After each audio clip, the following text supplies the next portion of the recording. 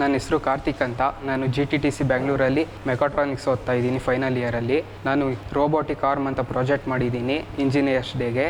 ಅದರಲ್ಲಿ Arduino HC05 Bluetooth ಮಾಡಲು MG99 servo motors use ಮಾಡಿದ್ದೀನಿ.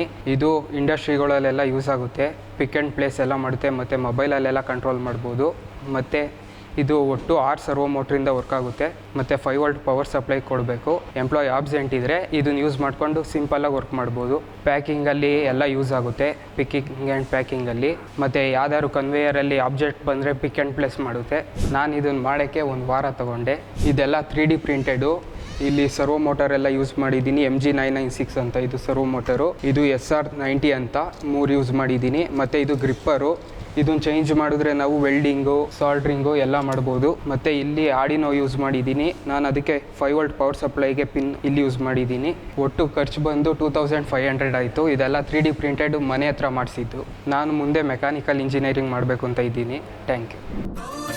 ತರಬೇತಿಯ ಸಾಧಕರು ನಾವೆಲ್ಲ, ಖ್ಯಾತಿಗೆ ಹೆಸರಾಗಲಿ GTTC ಜಗವೆಲ್ಲ.